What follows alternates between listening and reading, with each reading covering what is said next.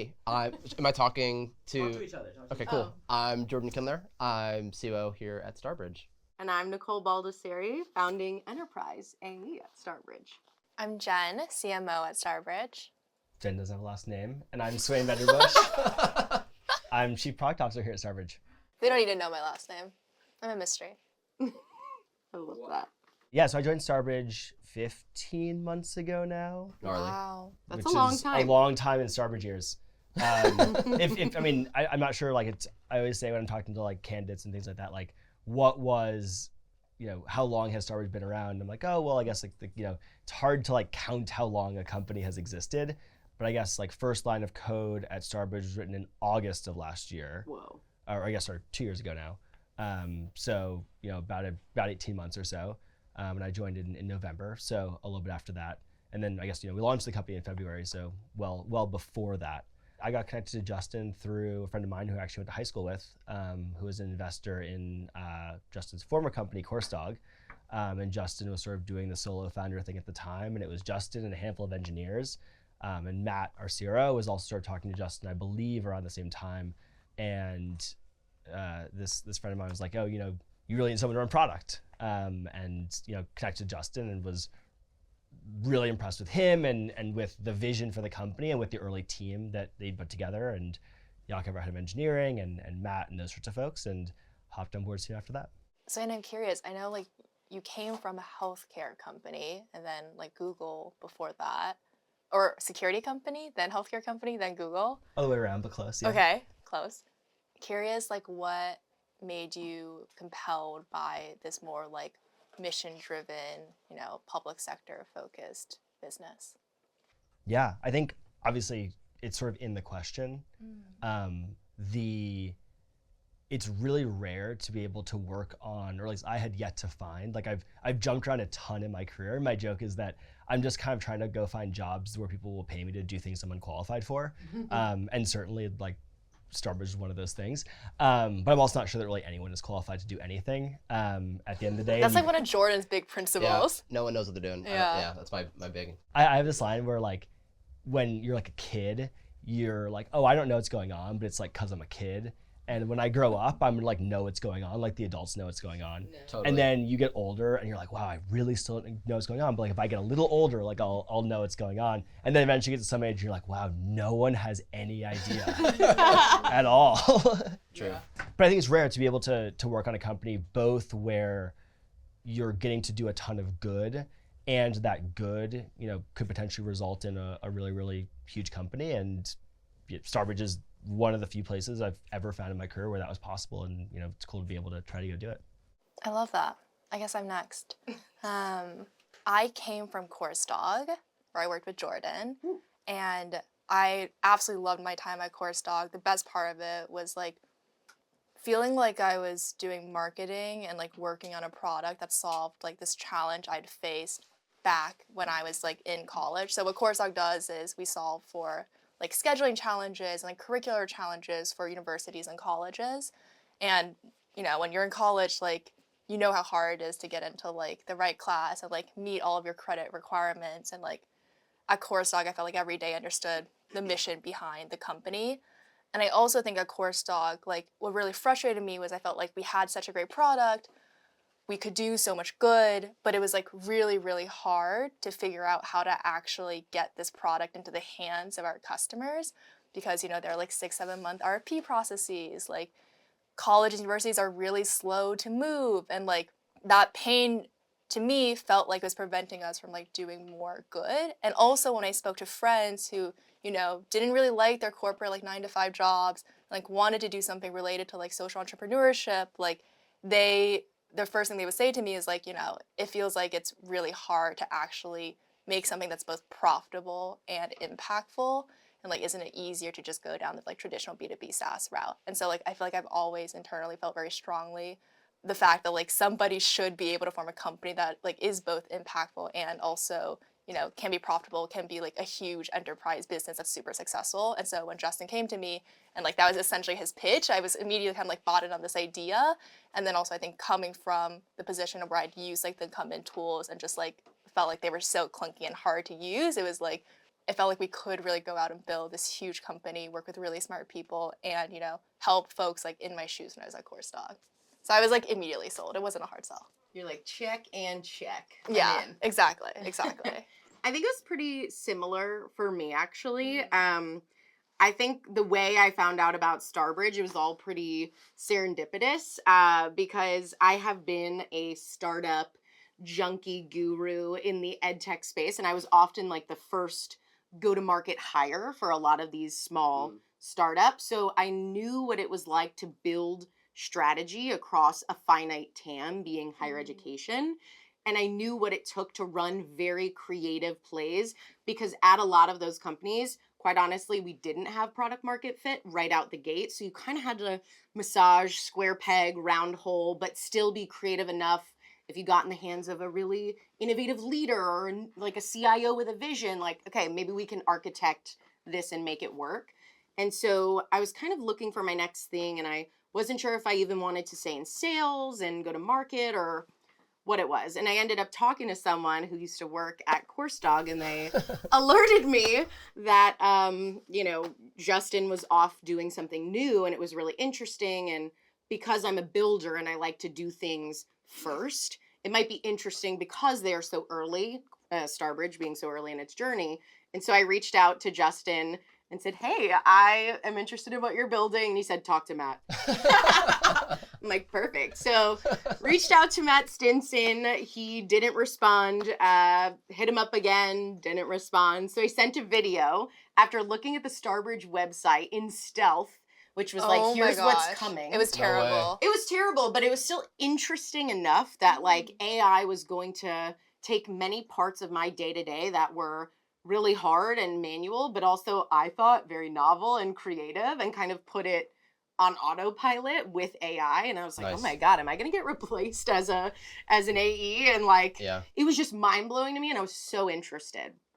I sent Matt a video of myself saying why I need to work here. He actually didn't even watch it, but just the fact that I sent that was like, okay, let's talk. And then the rest was history. And so for me, what really sold me was this idea that you can take the strategies or like that ounce of creativity that you have to run different playbooks across higher education, but also public sector at large, and like scale that and make it really easy. Because I had to freaking hunt through the mud to like find any juicy tidbit that would get me in front of a decision maker. And this was so intriguing to change people's lives in my profession. Like, I was there, I lived it, and now I get to sell it and help other people do the same. That's awesome. I'd say what comes to mind for me is a little bit personal and a little bit professional. On the personal front, I was also at Course Dog, and just to a lot of the challenges that Jen spoke about, right? Like selling into the public sector, navigating RFPs, manually scraping contact data. Manually scraping data, getting it into the hands of reps. Like I headed ops, and so that was my sort of prerogative. My core responsibility was making that as easy as possible. And so the value of the tool speaks for itself to me from that point of view. And so I really instantly saw, I'd say, that the potential impact and the opportunity. The other personal thing is like, I know Justin from childhood, and just being able to build cool things. I spent the last 6-7 years of my career at Course Dog, and being able to, I think, build cool things with your friends is one of the most gratifying things I've done in life. And I when as a kid, like I never thought growing up. You didn't think Justin would be a 2-time CEO? One, definitely not, but like. Let's go into that. Yeah, this is what the people want to know more about. Justin's the first thing he founded actually was in 9th grade. He founded Animal Club at Packer Collegiate Institute, which was a club dedicated to celebrating animals. And but of course, dog. It makes sense. The pipeline was always What there. animal did you celebrate? It was a different one every week. What was your favorite? Wow. Do you remember? I just remember You're that an they would. animal guy, actually, I so. I just remember they would make announcements like at our school assemblies, chapels, and Oh, they this would, was a big club. Yeah. The There was school recognized there was a cult it. following. He founded it as a freshman, so that was Of like a big course, there thing. was a cult following. And he would come to these assemblies like dressed as a different animal every week. Anyways, This all tracks. Nothing has changed. Yeah. But anyway, growing up, like I always pictured myself like in an office building and like in a big corporation, and so like just the opportunity to build with a friend has been amazing for me. As y'all know, I'm like I don't know if tech junkie is the right word, but like I'm obsessed with like how to be productive and like Yeah, you are. keyboard shortcuts and like how do I make people's lives better with technology, whether it's in health or nutrition or just productivity or Your entertainment, mattress. my mattress, sleep, like anything. I'm always obsessed with that kind of thing. One of the things that makes me genuinely sad is how little of that like excitement and innovation exists in the public sector. And one of the reasons is it's so difficult to innovate in the public sector because of like how difficult it is to sell into it. And so like personally, like Starbridge's mission really resonates with me because it's an opportunity to hopefully like reverse that trend. To biohack the public sector. Biohack the public sector, yeah, pretty much. I'll just add to that. I was thinking back to like sophomore year of college. I was in like a business frat, and like everyone in this business frat either did banking or consulting. Just and sort of like Jen's animal club. Yes. Yeah. My animal club was a business frat at college. And I had gone into college thinking that I wanted to like go work at a nonprofit or like become a teacher. And I think what I had like quickly realized was like it didn't feel like I was gonna have the exact same career trajectory or even like the same, you know, like ability to financially sustain myself if I went and did that. And so when everyone else was going to like consulting and banking, it was kind of like, oh, like why don't I just go into consulting as well? And then when I was in consulting, you know, when I started thinking about joining Corstock actually, and I told my then manager the news, the first thing he said to me was like, why would you go work for a company that like is selling to higher ed? Like that's such a terrible idea. The TAM is really small. Like just stay at Accenture where we have like multi-million-dollar deals. I hope that like Starbridge creates a world where like that's no longer true, right? Where like you could be a huge company and you can sell to the public sector. Those things are like not mutually exclusive. Yeah. I think that's like a big form of like intrinsic motivation for me. I think to that end, being able to express a point of view and have that be challenged was something I always missed, or it was done in a way that was not constructive. It was like, let me just end it right here by putting you down instead of offering a differing perspective that we can then have a dialogue about. And I don't know, I feel like even today in our sessions, being able to talk through the ways that people should integrate into their CRM versus use Starbridge, like thinking through workflows and what's real and what's not. Sweyn and I had a back and forth on that today. The whole team had input about it. And it's not like you're going to just be quiet because someone said something else. You can really challenge each other in a way that creates productive change and an outcome for everybody to benefit from. Like Jen wants me to be less silly on some of these videos, and you know, sometimes I have to be less silly. It's for the greater good, but sometimes I get her to be a little more fun too. So it works in both ways. Ebbs and flows. It ebbs and Yeah, flows. for sure. Yeah. And I think like Starbridge is not a company where anyone stays in their lane. No. And I think like, you know, we don't have a lot of management. We're a pretty like hybrid organization. But the end result is like, you know, oh, if there's a marketing question, like another place, oh, well, the marketing people get to discuss this thing. Or maybe there's a conversation around, you know, what's the marketing budget, and that's the overlap. But I think we all really welcome like anyone can kind of be in anyone's business about stuff, right? And like whatever the opinion is. And I also think as a result, you know, we're not, people talk about what kind of company are you and like what's your company culture? Like, are you led by, you know, sales or go to market? Are you led by product? Are you led by engineering? And like, I really think Starbridge is like led by the people. And there's not a single function that necessarily drives the company, but what does is we all care about all of the things and like the end result. And so as a result of that, it's hard to say, oh, this is my turf, like get off it, or oh, like this is my call, because what is that saying about like who you are or what the culture is? Like that just isn't like the vibe of ultimately how we execute day to day. So a company-led company. By the people, for the people. I think actually a good example that just gets more crispy around this that I had to overcome and learn was the way we communicate in Slack too. Initially, when we were first getting started, Matt would correct me and be like, put that in the team channel so that everyone can see it. Put it in the go-to-market channel so that everyone can see it. And I would be a little shy about certain questions because, you know, you're new, you're starting at an organization. I don't necessarily know everyone. And so I'm like, well, I don't know, should everybody see this question? And the reality is there's no question that's too small that others can't benefit from. Totally. And I value the cross-functional collaboration so much more than like having one pigeonholed dialogue about it. And it has spoken volumes, I think, to our culture and also to the problem solving that happens because the diverse perspectives that can chime in. it just helps you solve things quicker. And again, think about things from different angles that you wouldn't have otherwise. I love that. Yeah. I've actually been thinking about that a lot recently. Like, I feel like especially as the company gets bigger, it's much harder to post in public channels. And I was just talking to someone on the marketing team about how, you know, we want to be more diligent and like kind of get out of like the comfort zone when it comes to sharing like work in progress in a public channel, especially when you come from like a larger company. Like, you're used to kind of like hiding your work until you have this like beautiful polished product.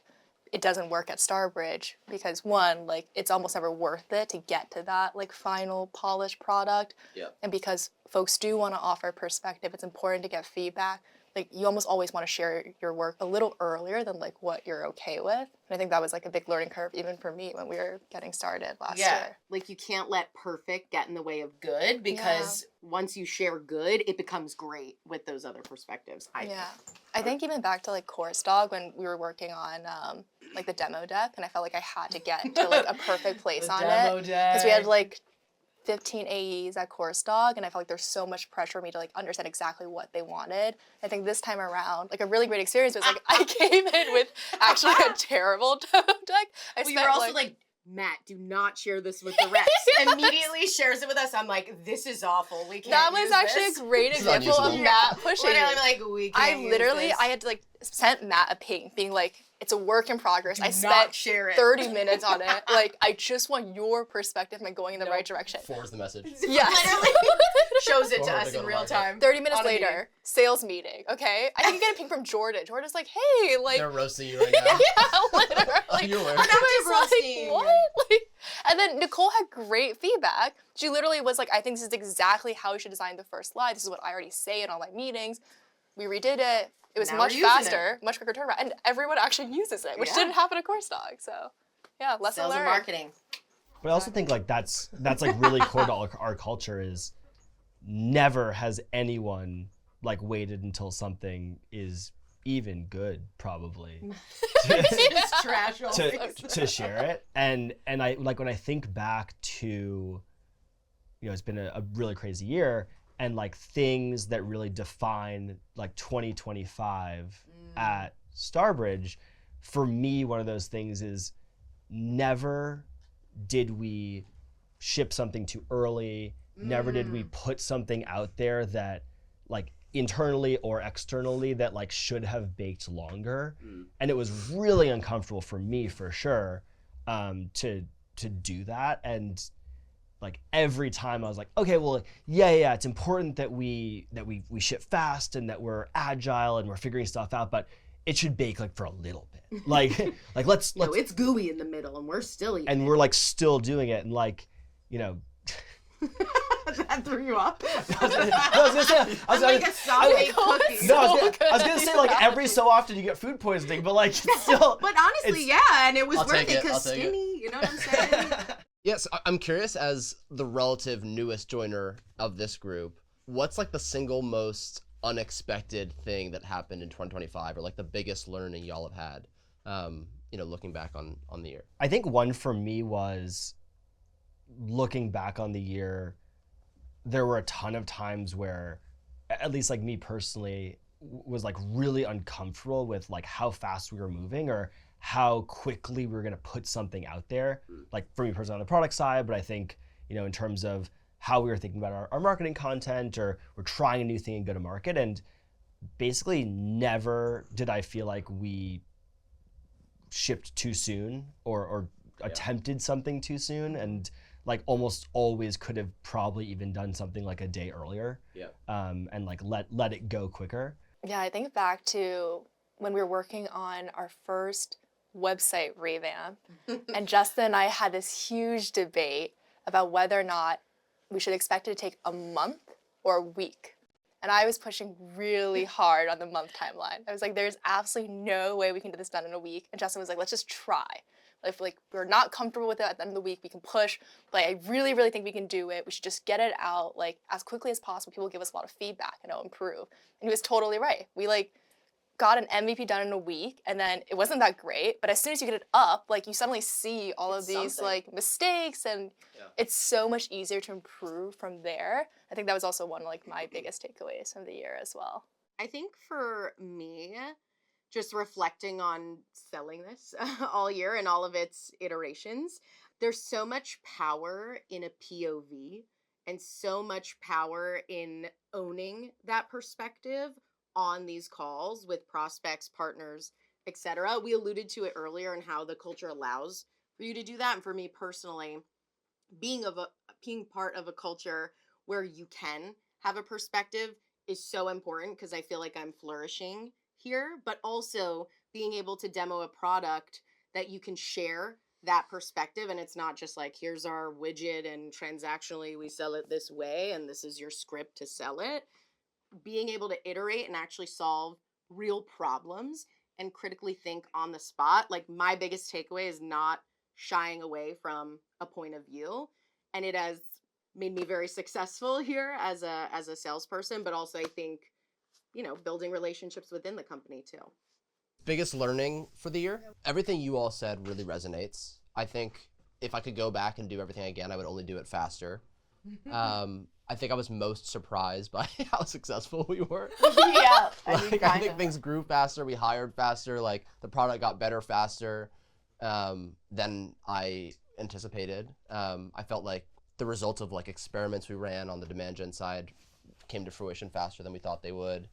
Maybe biggest learning is like, as we scale, sometimes people just want direction, and like we need to get comfortable with someone or collectively being wrong, and it can be helpful to just take a stand, experiment, see what the data says, and then and pivot accordingly. Yeah, and I can think of like a bunch of examples where that comes up. It came up in recruiting. Justin had really strong opinions about how to approach sourcing. I had micro disagreements, he had micro disagreements, and ultimately what was most impactful was just like throwing shit at the wall and seeing what worked. And the result was we doubled the company size in Q4, which was awesome. Yeah. The value of speed and the value of just like taking a stand and like testing. being willing. Yeah, the value of experimentation. Yeah. And I feel like those are all they're like very interrelated, right? Because you can't go fast if you're like spending time trying to figure out which stand to take. Like Totally. if you're not sure, like pick one and Yeah. you might be wrong. And if you're wrong, then pick another one. Yeah. And you could have gone through 3 faster than like you're picking the first one in the first place. Yeah. Basically, the thesis is like everyone's actually bad at picking, Yeah. Exactly. right? And like that's true So just let someone on pick. product. It's true when Someone's we're like gotta pick designing something. processes. It's true in venture capital. Like Yep. you just want to figure out ways to like take as many bets as you possibly can. Yep. And like one way to do that is just like pick something and go. I think what's coming to mind for me is like, it sounds like we're talking a lot about velocity, and as a result, maybe implicitly we compromise on quality. And I think there was even a question that we were like thinking about discussing on like, if you could be more perfect or more fast, which would you be? And I think we kind of embrace like, why not both? Like we operate really quickly, but Perfectly fast. yeah, like I feel like we do good stuff too, or like produce really high quality work too. And so that's just like I think a testament to the people we have. Well, I think for that to not be true, you could imagine like this person, right, who's like, oh, as long as I like go into my cave and once I spend 7 days in the cave, I like come out with the perfect decision. Like that person should probably spend 7 days in the cave, but that person is certainly not me. And unfortunately, it's not anyone that I know. It's not you guys, Yeah. right? And so like, given that, we're all probably wrong, like, Most of the time. on some topics, like the question is, how else would something, get to better quality faster? Yeah. I think we're actually like all just like a little like irrationally confident in like what we think we can go execute on. Like I actually think that all the time when it comes to like our Series A fundraise announcement. Like why did I decide 24 hours before the announcement that we were gonna go like ship 20 glass cases to all of our customers? But You know, let's and we, remember like- the idea before that. You were gonna make chocolate molds yourself that people could then break open with stuff inside. And I said, Jen, that's really cool. There's no way you're becoming a chocolatier in 24 hours. 24 hours. You're like, I did it one time with my sorority. I'm like, no. I For still business- not for gonna business work. sorority. For the business sorority frat. with chocolate. I still think it's such a good idea. But I really Totally. feel like our ability to move fast is because all of us are like, no, I'm not gonna say, like, I'm not gonna assume that it's going to take me X number of hours to get this done, or like based upon what like a normal person would expect themselves. Like we're willing to like push ourselves to the limit, and I think that like really paid off in the first year. I think there's a big difference in companies that I've been a part of between like execution and people that just like to think about execution. Yeah. And for a lot of us, exclude Jordan. What? Love thinking about how to execute. No, but you also execute. No, yeah. There's people that just don't execute and they just talk all day. And I'm like, great, I don't care. I can't respect you if you don't do something about it. You know what I mean? Yeah. And for us, we all have that drive That innately. We've got that dog in us in order to do something and execute. And that's why you built boxes instead of chocolates for people to bust open in 24 hours notice. And I mean, testament to you. That was amazing. Thanks, Nicole. I also, going back to what you were saying, Jordan, about how, you know, Justin had all these like new ideas about like sourcing. I think another thing we did really well in 2025 was like not be afraid to think outside of the box and like not feel beholden to like what the traditional playbook was in like any sense across the company. Like when I think of marketing, like Yeah. Justin told me from day one, like this is not going to be the typical marketing team. Like you are going to book meetings from day one. You're going to be super product centric. You're only going to take huge bets. Like we're not going to do anything incremental, right? We're not just going to be running ads. We're not just going to be running nurture campaigns. You're going to make GovTech sexy again. Exactly. Like do not be afraid to think really big. And like I'm naturally someone that's like a little bit more risk averse, and I think I would have naturally just been like, well, like let me just do the things I know that work. And like there's just no way we would have built this pipeline going with that approach. I think about product moving really fast. I think about sourcing. I think about sales. And, you know, like we're constantly just trying things that no one has ever done before. And especially I think, in this vertical too. Right. Like people sell to government. They sell to cities, counties, Yeah. K-12, higher ed, like notoriously the most dry industries. Not a fun B2B SaaS company where other companies get it. But people do resonate. They're waiting for that wake up, and you're giving it to them on the marketing side for sure. yeah, like being ourselves, I actually think was like a huge benefit to us. Like there are lots of competitors. Like weirdly enough, despite it being a nascent space, it's like kind of a saturated space. Everybody's Right. doing something with AI. And I think like, you know, sometimes we ask ourselves, are we being too playful? You know, like are we a little like outlandish with what we're doing, particularly on the marketing end? And yeah, the answer is yes. And you but know what? also that's fine because fun is a feature. yeah, and I listen to our gong calls, and like there are all of these people that are like, I saw that crazy LinkedIn video. Like your CEO is an actor. Like I love your post. I've been following you. Wait till they see our CPO. We have more actors. Exactly. Like My dad knows Nicole by name from LinkedIn. oh my god. And your dad actually too. Yes, we have like an army of parents that follow our LinkedIn content. I love it, yeah. If you're They, watching this, shout out. Yeah, Love they the like parents. spike our like engagement metrics. It's For actually sure. a little unfortunate. My mom's watching this. Exactly. But I really do think, like, particularly in marketing, like, that made a huge difference year one.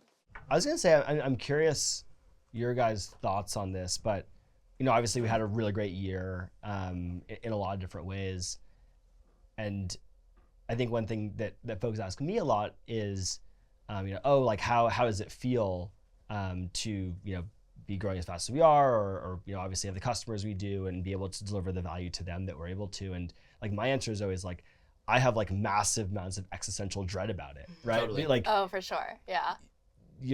I'm the only and- one excited about it. I'm like, this is awesome. well, I feel like when I think about like the very first days of Starbridge, I was like, I'm really excited about this thing, but there's no way it's gonna work, and we're just you kind of are gonna fake it till you make it, and you know, hope we get there and try lots of stuff and see what happens. And I think a feature as well is that I think we continue to like have a chip on our shoulder and not feel like we deserve it, right?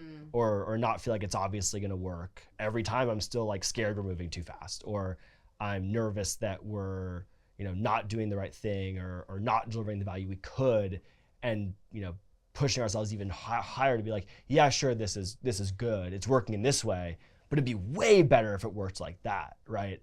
And I think there's a difference between, you know, especially in the market we operate in, when folks say, oh my gosh, look how great Starbridge is versus the product or the experience or the workflow I had before. That's very different from, oh my gosh, but look what Starbridge could be, right? If we moved even faster, if we like worked even harder, like we should be able to deliver so much more value to our customers. We should be able to grow so much faster. And I think both those things have to be true at once and somewhat in tension. Do you find yourself more negatively or positively motivated? Like what's coming to mind for me is sort of a hybrid of both. Carrot or stick. Well, yeah, there's like loss aversion which speaks to how much I value the opportunity in front of us and I don't want to fuck it up. But then it's also like I also just want to build this amazing thing. Like what's resonating with me is I just think a lot about like growth decay and the like I don't know, the ability or the opportunity to like seize the day today. Like it will only ever get harder and more expensive to grow quickly and make an impact like every day that passes. I think if you're not a little bit scared, you're comfortable. And I don't think comfort breeds the next thing, right? It keeps you stagnant. So I think it's good to hear that all my leaders here are a little bit scared in the best ways. I'm like always so uncomfortable. You're just scared shitless all the time. That's great too. But I think having that motivation is like, we're not stagnant. We're going to keep evolving. We're going to keep growing. And as someone who sees a long career here, like that excites me because I want to grow alongside that too. There's a line that I love that I wish I could cite, but someone much smarter than me, which is, as you guys know, is sort of my MO, is just repeating things that smarter people have said, is that there's like literally only two stages of company that exist. One is everything is constantly breaking and you feel like the world is falling down. And the other one is you're slowly dying. There's no third option. That. And because when it feels calm, it means no one cares about you. It feels like you're not moving fast enough and you're not like trying new stuff. You're not like rocking the ship enough. And so like to your point about decay, like there will eventually just be that decay. The sand is slowly leaving the beach and you're like, oh, I'm here on the beach. And all of a sudden one day you're in the water. Yeah. And so I think I really hold that really, really close as like that's the place we're in because there's only two options. I will say that to that point, I remember last year, especially in like Q1, Q2, where like every day I was so stressed. I just didn't know if we were gonna get any meetings booked. And like every 30 seconds checking our HubSpot form to see whether or not we had any inbounds. And now I think back to those times and I'm like, I just wish I had appreciated those moments more. They were so much fun. Everything was so new. I think because I was so anxious about results back then, now I look back and I'm like, wow, those were some of the best times at Starbridge. And like one of my goals for this year is like, I definitely also feel a lot of existential dread. Like I think about our pipeline goals and I'm like, oh my gosh, like there's a lot of work to be done, but also like this is like one of the most fun times to be at this company and like we should enjoy every day and not take it for granted. Like it's fantastic that we're all stressed and, you know, marching toward this goal and all working really hard to get there. But we're also appreciative and like grateful for this moment right now as well. Opportunity. Yeah, exactly. Thank you guys so much for coming. I know all of you are really busy. This was honestly a highlight of my week and just really appreciate all of you making the time. Thanks, Jen. Thanks, Jen. Thanks, Jen.